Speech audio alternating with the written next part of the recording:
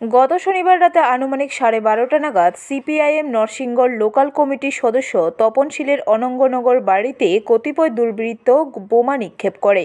সোমবার দুপুরে সাংবাদিক সম্মেলন করে এলাকার প্রাক্তন বিধায়ক তথা বিজেপি নেতা ডাক্তার দিলীপ দাস দাবি করেন, এটা বোমা ফাটানো হয়নি, পটকা ফাটানো হয়েছে। তিনি তপন শীলের বাড়ি পরিদর্শন করেছেন। সবকিছু সরজমিনে দেখে তিনি দাবি করেন এটা পটকা ফাটানো হয়েছে, কিন্তু যারা পটকা ফাটিয়েছে তাদের কোনো রাজনৈতিক রং হয় না, এটা সম্পূর্ণ একটা ষড়যন্ত্র। কিন্তু এলাকার শান্তি সম্প্রীতি নষ্ট করার প্রচেষ্টা চলছে, কোনোভাবেই এই ধরনের চেষ্টা বরদাস্ত করা হবে না।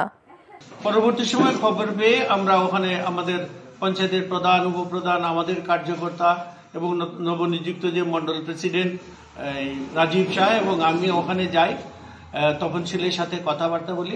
আমি দেখলাম যে তপন শীলের সুনির্দিষ্ট কোনো অভিযোগ নেই, উনি কাউকে কোনো সন্দেহ করেন না। আর এমনিতে দেখলাম ওর বাড়ির যে বাউন্ডারি ওয়ালটা আছে তার পাশে একটা ছিদ্র ছিল, সেখানে হয়তো পটকা জাতীয় কোনো জিনিস রেখে দিয়েছিল কেউ, এইটা ফেটেছে, ওখানে কিছুটা বালি সিমেন্টের টুকরো সরে গেছে। কিন্তু আমাদের বক্তব্য ওই জায়গাটায়। ব্যুরো রিপোর্ট, খবর ত্রিপুরা।